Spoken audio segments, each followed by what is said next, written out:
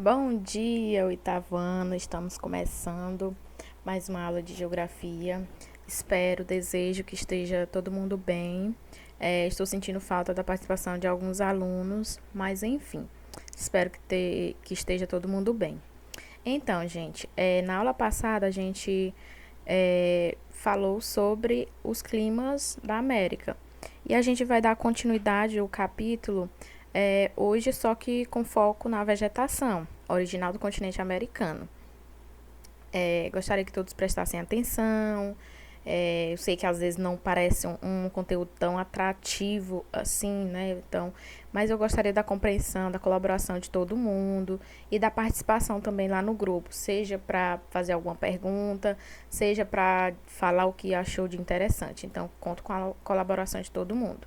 Seja também para acrescentar alguma coisa que possa ter passado despercebido por mim, certo? Então vamos lá para a nossa aula. Na aula passada a gente falou sobre os climas e hoje a gente vai falar sobre a vegetação. Lembrando que ela pode ser de vários tipos, certo, gente? Então, gente, atualmente todos nós sabemos, né? Acredito que vocês também saibam, que a intensa ação do homem na natureza ela vem interferindo na vegetação natural ou original, né? Quase toda a superfície terrestre ela já foi alterada direta ou indiretamente através das ações do homem. Ou seja, ao extrair produtos das florestas, derrubar e matar para fazer plantações, por exemplo, que é o que acontece muito aqui no Brasil, expandir as cidades, construir estradas hidrelétricas, os seres humanos eles acabam modificando profundamente as paisagens. Então, nós também, enquanto seres humanos, a gente também, com as nossas ações antrópicas, a gente também interfere na vegetação, no seu desenvolvimento e na permanência dessa vegetação na sua forma original, né, na sua forma natural. Então, eu posso falar que é muito difícil encontrar hoje em toda a Terra algum tipo de vegetação a qual o homem não tenha colocado os pezinhos lá, então modificado de alguma forma. Então é muito difícil você encontrar alguns tipos de vegetação in natura, né, natural, sem a presença do homem, sem o homem ter interferido de alguma forma. Então é muito difícil. Então, gente, para que as plantas elas possam se desenvolver, né, para que elas possam se formar a vegetação de um determinado lugar, ela vai precisar de alguns fatores, certo? Tais como a luz solar, o calor vai ser frio, vai ser quente, o solo vai ser profundo ou vai ser raso, e a água, ela vai ser abundante ou ela vai ser escassa. Então, a junção desses fatores aqui é muito importante para que eu tenha um desenvolvimento de uma vegetação, certo? Então, não esqueça, esses 4 fatores aqui, eles contribuem diretamente para a formação das vegetações. Então, gente, dentro da região, no caso do continente americano, que é o continente que a gente está trabalhando, a gente vai ter alguns tipos de regiões com algumas variedades de vegetação. Então, primeiramente, gente, em regiões de clima úmido e com solo favorável, eu vou ter predomínio de árvores. Então, se eu tenho uma região de clima úmido, ou seja, que chove bastante, né, e com solo favorável, um solo profundo, eu vou ter predomínio de árvores. Ou seja, a árvore, a vegetação, ela vai conseguir se desenvolver se eu tiver essas características aqui. Em regiões de clima semiúmido ou com solos que impedem o desenvolvimento de árvores, aparecem campos, né, que vão ser caracterizados por ervas ou arbustos, ou seja, vai ser uma vegetação de pequeno porte, que não vai crescer tanto assim como em regiões de clima úmido, onde eu vou ter presença de um solo favorável e de chuva em abundância, certo? Então, tudo isso influi na configuração da vegetação. Dentro das formações vegetais na América, eu tenho as florestas pluviais, certo, gente? Então, pluviais é a mesma coisa de chuva. Então, não esqueçam. Então, sempre que vocês ouvirem falar pluviais, é correspondente à chuva. certo? Então, são florestas onde há presença de chuvas abundantes. Ou seja, são típicas de regiões de clima quente. Oxe, tia, vai chover e vai, mesmo assim vai ter um clima quente? Exatamente, as chuvas elas vão ser abundantes, porém as temperaturas elas vão ser elevadas, vai ter bastante calor, ou seja, o clima vai ser quente. Além de uma quantidade suficiente de calor, essas plantas, essas florestas, elas necessitam de chuvas abundantes durante todo o ano. Ou seja, uma característica aqui bastante peculiar das florestas pluviais é que elas vão necessitar de chuvas abundantes durante todo o ano para elas poderem manter essas árvores aqui, ó, gigantescas, de grande porte. Os solos dessa floresta são frágeis e geralmente pobres para a agricultura. Tia, como assim? Eu vou ter uma árvore desse tamanho, mas o solo ele vai ser pobre? Como assim? Gente, florestas pluviais. São florestas que chovem o quê? Muito. Se chove muito, gente, então o solo ele vai estar sempre lavado. Então eu vou ter a água sempre levando os nutrientes, certo? Já que as chuvas elas vão ser abundantes praticamente todos os dias. Então, esses solos, como eles vão estar sempre sendo lavados, eles vão ser pobres em nutrientes, o que não é viável para a agricultura, certo? Um exemplo, gente, de floresta pluvial é a nossa querida floresta amazônica, aqui no Brasil, certo? Então, ó, são áreas que têm a presença de chuva constante, é por isso também que não é interessante para a agricultura, já que ó, o solo está basicamente dentro da água direto. As árvores elas vão ser de grande porte, vão ser árvores antigas, já com bastante anos. E um exemplo dessas árvores antigas e grandes e que se desenvolvem bem as florestas pluviais, gente, é a samaúma, que é chamada rainha da floresta, no caso a floresta amazônica, que faz parte do território brasileiro. A maior parte da Amazônia está no Brasil. Lembrando que ela também se encontra em outros países, mais especificamente a sua maior parte está no Brasil. Então, a samaúma, que ela é uma dessas características da vegetação, é uma característica da vegetação de florestas pluviais. E no Brasil a gente tem a presença da floresta amazônia como representante desse tipo de floresta. Mais uma fotinha aqui para vocês, gente, para vocês perceberem como as plantas, como a vegetação se desenvolve dentro das florestas pluviais, ou seja, as árvores elas ficam gigantescas, certo? Isso aqui ó, é a base de uma samaúma. Então é gigantesca e são árvores que se adaptam muito bem à questão da presença abundante de chuvas. As florestas pluviais, gente, elas recobrem parte da América Central e da América do Sul. Na América do Sul, como eu já falei, com a floresta amazônica. Destaque para a floresta amazônica, com cerca de 6 milhões de quilômetros quadrados, ou seja, uma floresta bastante grande, muito grande. No Haiti, que é um país também aqui da América Central, quase todas as florestas pluviais, gente, elas já foram devastadas pela extração de bauxita e outros minérios, certo? Então, para vocês que têm dúvida de onde está a localização do Haiti, ó, o Haiti no mapa ele está aqui, nesse quadradinho vermelho, e ele faz fronteira aqui com a República Dominicana, ó, e fica nas proximidades aqui de Cuba e Jamaica também, certo? Então, no Haiti, quase todas as florestas pluviais elas já foram desmatadas.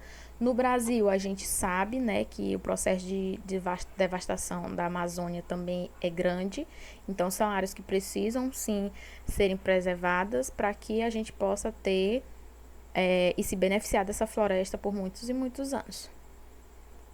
Aí a gente tem também, gente, dentro dessas formações vegetais da América, a gente tem as florestas temperadas, certo? Que elas estão ali nas regiões dos Montes Apalaches e na costa leste da América do Norte, certo? Clima temperado, úmido, a presença é de verões e invernos não tão rigorosos, ou seja, não vou ter um verão muito quente, mas eu também não vou ter um inverno muito frio. Isso são características das florestas temperadas. Floresta mais homogênea, ou seja, ela é mais homogênea do que a floresta pluvial. Por que mais homogênea, professora? Porque na floresta pluvial eu vou ter uma diversidade de árvores maior, ou seja, eu vou ter muitas espécies diferentes. Eu posso ter lá na Amazônia, por exemplo, a samaúma, eu posso ter a castanha do Pará, por exemplo. Então, eu tenho uma diversidade muito grande de espécies. Já na floresta temperada, ela vai ser mais homogênea, com poucas espécies de árvores. Ou seja, vão ser poucas, vai ser uma floresta grande, mas as espécies elas não vão variar muito. Como proteção natural dessa floresta, né? Então, como proteção natural contra a neve, as florestas, no caso as árvores, né, da floresta, elas perdem as folhas antes do inverno. É algo parecido com o que acontece aqui no Brasil, no caso com a caatinga, que na época da escassez, né, de chuvas, a vegetação ela perde as folhas. Já nas florestas temperadas, a vegetação, as árvores, elas vão perder as folhas devido à neve, né? Então, elas perdem as folhas durante o inverno para se proteger. Elas são conhecidas como floresta de folhas caducas, ou seja, a floresta temperada, gente, ela é conhecida como floresta de folhas caducas. Tia, como assim caduca? Gente, elas ficam bem velhinhas e aí elas vão caindo, certo? Por isso que elas são chamadas de caducifolhas, devido a ser um tipo de folhas caducas. Quem nunca viu uma folha dessa? Meu sonho é achar uma folha dessa, né? Só que para isso eu tenho que viajar, né? Ou então eu tenho que tentar lá no sul do Brasil. Certo, gente? Então, ó, característica dessas florestas temperadas são essas folhazinhas aqui, que a maioria já deve ter visto, né? Ela gosta de estar muito aí no papel de parede de alguns celulares, não é? Então, elas ficam assim vermelhinhas quando tá chegando o outono, onde elas já vão ficando velhas e aí elas caem, certo? Então, essas folhazinhas aqui são características das florestas temperadas. Temperadas porque é frio e quente durante o ano, certo? Ó. Então, as florestas temperadas, elas estão aqui na América, ó, na região aqui, ó, dos Montes Apalaches, que fica aqui nos Estados Unidos, na proximidade com o Canadá. Localização da floresta temperada, gente, ó. Estados Unidos, certo? Aqui no Brasil a gente vai ter um pouquinho da presença mais pro sul do Brasil, que é um clima já mais frio. Certo, gente, ó. São árvores com as folhas que ficam bem amarelinhas, né? Elas vão do tom vermelho ao amarelo, aí depois elas começam a cair durante o outono, chamada de folhas caducas. A gente tem também no continente americano a presença da floresta de coníferas, certo? Então, as regiões de clima frio, onde a queda de neve de 3 a 6 meses no ano, elas apresentam florestas de coníferas, certo? Então, regiões de clima frio.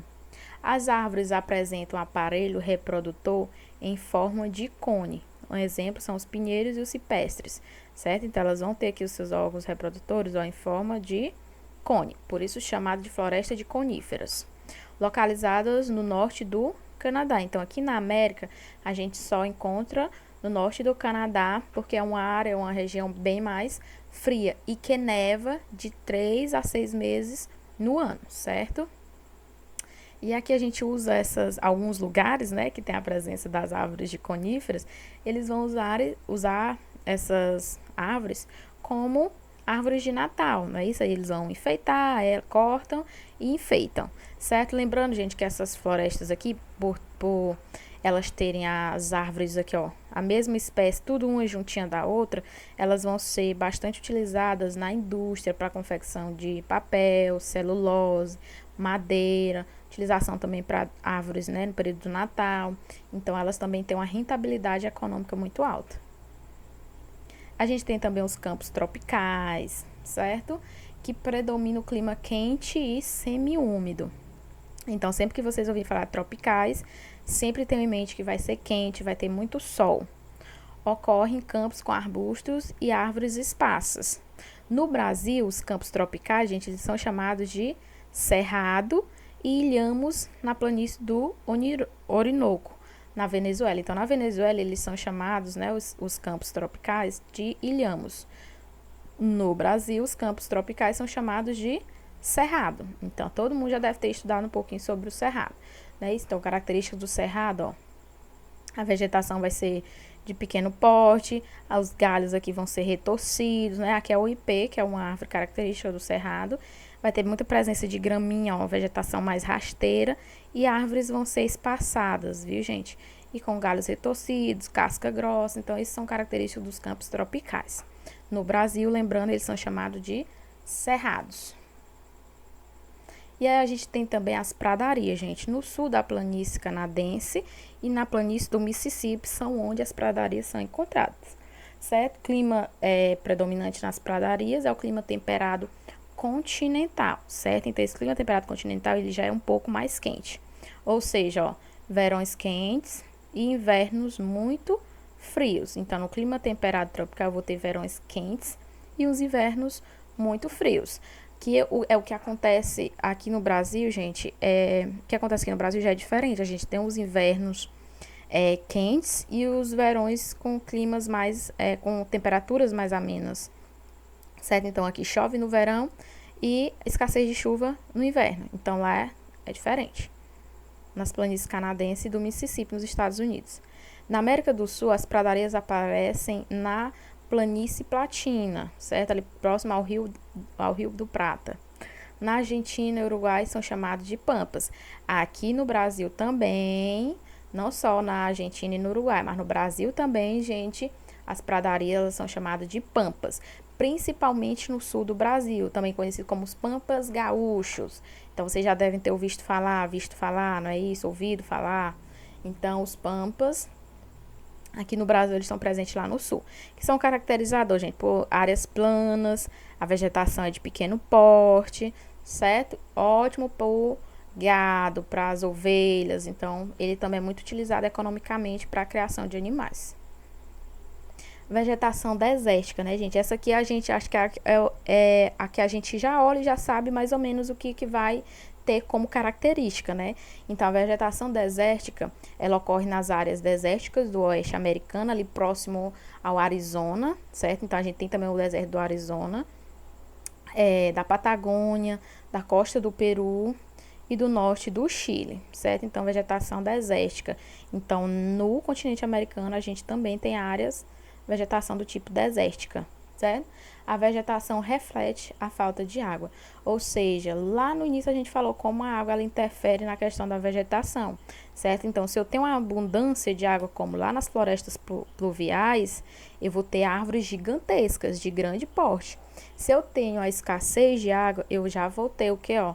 Árvores de pequeno porte, principalmente cactáceas, certo? Que elas vão se adaptar bem a essa questão da ausência, da escassez de água. E aqui esse mapa eu trouxe para você para mostrar algumas áreas que ocorrem essa vegetação desértica, certo?